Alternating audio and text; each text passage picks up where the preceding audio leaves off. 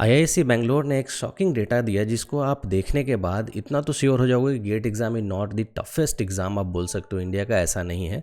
लेकिन कितने candidates appear हो रहे हैं, कितने कट ऑफ जा रहा है, किस तरह से जा रहा है, इस वीडियो में ध्यान से देखिएगा और समझिएगा। और मैं इसको लास्ट 10 ईयर से कंपेयर भी करने वाला हूँ। तो ये वीडियो को लाइक कर दीजिए, चैनल को सब्सक्राइब कर दीजिए। ऐसे बहुत सारे आपको शॉकिंग वीडियोज़ आते रहेंगे इस चैनल पर।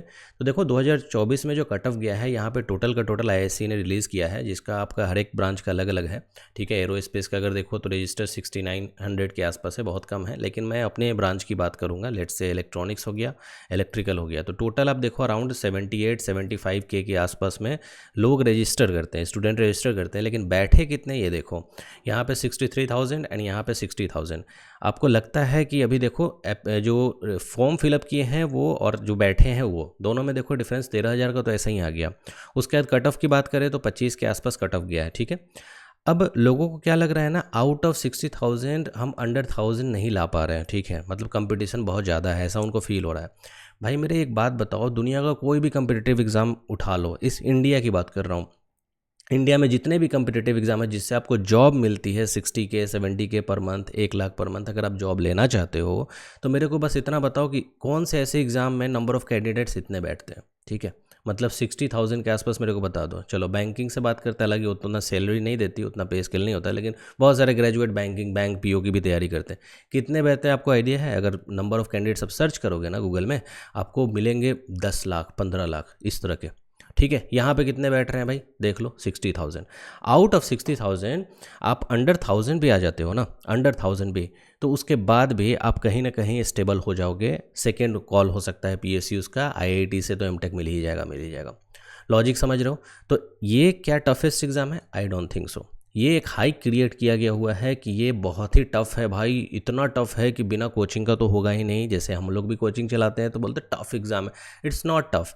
इसके लिए आपको प्रॉपर प्लानिंग करनी होगी, 12 का 12 सब्जेक्ट बहुत अच्छे तरीके से देखना होगा, तो आपके लिए बहुत आसान होने वाला है। ठीक है, और मेरे को ऐसा नहीं लगता कोई भी कम्पिटिटिव एग्ज़ाम आप देते हो तो 60,000 से कम बच्चे बैठे, ऐसा पॉसिबल ही नहीं है। तो मैं टफेस्ट तो इसको नहीं बोलूँगा। ठीक है, one of the good best exam आप बोल सकते हो, एक ट्रांसपेरेंट एग्जाम बोल सकते हो, अच्छे क्वेश्चंस लेवल के होते हैं ये बोल सकते हो, लेकिन टफेस्ट तो नहीं बोल सकते। यूपीएससी का आप आइडिया ले सकते हो, आपको समझ में आ जाएगा कि वहाँ पे बहुत सारे सर्टेन स्टेप्स है। गेट में तो सिर्फ रिटेन आपका, वो भी आपका रिटेन भी नहीं है, सीधे आपका ऑब्जेक्टिव है, राइट। तो यहाँ इलेक्ट्रिकल और इलेक्ट्रॉनिक्स का देखो कितना है, आपको इससे आइडिया लग गया होगा कि नंबर ऑफ़ कैंडिडेट्स पिछले से बहुत कम हुए हैं। अगर मैं पूरा आपको डेटा दिखाऊं जो मैं गूगल से लिया, और इसमें देखो 2014 से मैं इसलिए लिया क्योंकि उस टाइम में क्या था, नेट वगैरह नहीं था, जियो वगैरह नहीं था, तो उस टाइम में प्रिपरेशन लेवल नेक्स्ट लेवल की थी। इतने ज़्यादा हाइक नहीं बनाए जाते थे, यूट्यूब पे निगेटिव इन्वायरमेंट क्रिएट नहीं किया जाता था, तो लोग गेट ऑफलाइन जाके पढ़ते थे।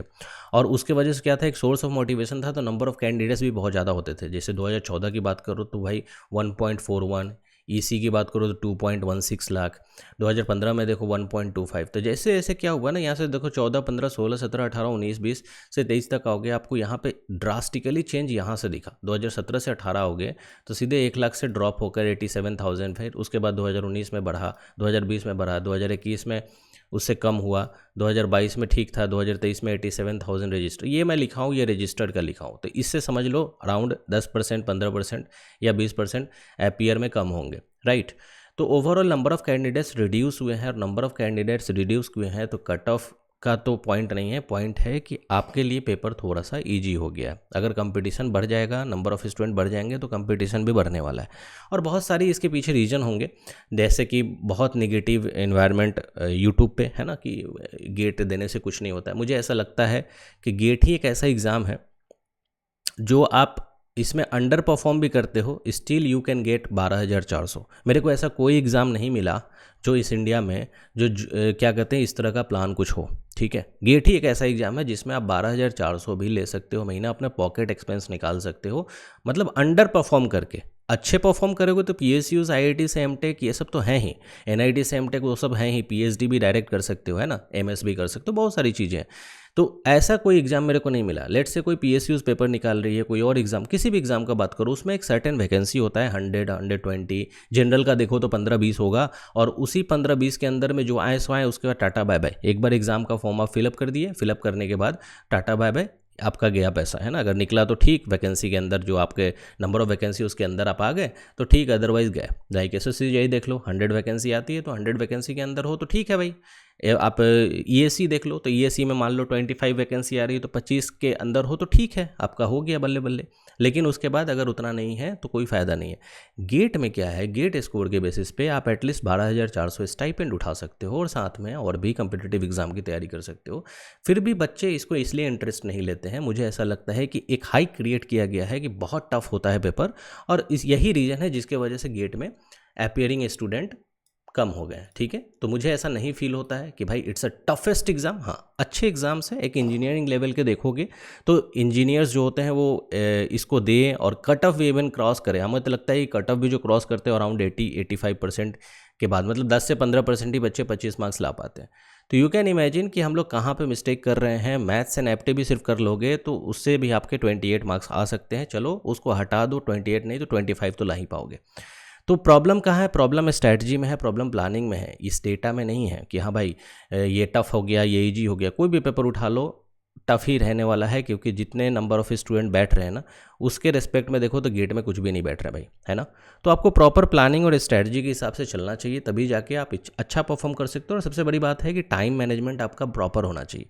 अभी मैं टॉपर्स क्लब में यही करने वाला हूँ। टॉपर्स क्लब में देखो तो आज से टॉपर्स क्लब स्टार्ट हो रहा है और उसमें मैं टाइम मैनेजमेंट पे ही काम करने वाला हूँ। वो स्टडी और वीडियो लेक्चर ये सब सबके पास है भाई, समझ रहे हो ना। आजकल यूट्यूब पे भी इतने फ्री रिसोर्सेज है ना कि तुम उससे भी पढ़ लोगे तो बहुत अच्छा रैंक आ सकता है। लेकिन पॉइंट क्या है, डेली पढ़ना, कंसिस्टेंट रहना, एक under the guidance of faculty अगर रहते हो तो बहुत अच्छा कर पाते हो। ठीक है ना। तो आप हमारे वेबसाइट पे जा सकते हो और वेबसाइट पे जाकर टॉपर्स क्लब यहाँ पे मैं बना दिया हूँ, टॉपर्स क्लब को भी देख सकते हो। यहाँ बहुत सारे रैंकर भी है, उसको भी देख सकते हो। और साथ में टॉपर्स क्लब को अच्छे से पढ़ लो कि क्या है टॉपर्स क्लब और इसके पार्ट बनो, है ना। आज से हम लोग स्टार्ट कर रहे हैं इसमें नेटवर्क थ्योरी और बहुत बढ़िया तरीके से मैं प्लान करूँगा। तो ये है भाई रिजल्ट जो मेरे को दिख रहा है। हम लोग तो भाई 14-13 में उस टाइम का बात कर रहे हैं तो उस टाइम में तो 2 लाख 1.5 लाख बच्चे बैठते थे। उस टाइम का कंपटीशन भी अच्छा था और प्लस गेट कैलसी आपका ऑनलाइन कैलसी नहीं था तो लेवल ऑफ क्वेश्चंस भी अच्छे आते थे। अगर आप गेट का पेपर सोल्व करोगे प्रीवियस ईयर तो देखना आप 2014 से पहले वाले का पेपर बहुत अच्छा पेपर आता था। अभी क्या है, ऑनलाइन कैलसी की वजह से पेपर लेवल ऑफ क्वेश्चंस जो हो गए वो थोड़े कम हो गए हैं, लेकिन ट्रिकी ज़्यादा हो गए, थोड़ा सा रिसर्च ओरिएंटेड आ गया, ये सब आ गया। तो भाई थोड़ा सा तो चेंज करेंगे ना, हर साल कुछ ना कुछ तो IITs चेंज करती है और चेंज नहीं करेगी तो फिर आप लोग इसको सीरियसली कैसे लोगे, है ना।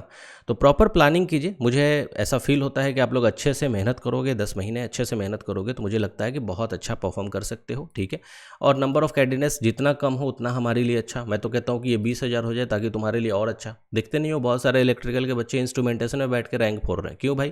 तो इंस्ट्रूमेंटेशन में यहाँ देखो ना 12,000 बच्चे तो बैठ रहे हैं जिसमें से 99 लोग, मतलब 10,000 लोग बैठे हैं। अब 10,000 लोग में भाई अंडर 500 और 400 पॉसिबल है, बिल्कुल पॉसिबल है। परसेंटेज कैलकुलेट कर लो, यस और नो।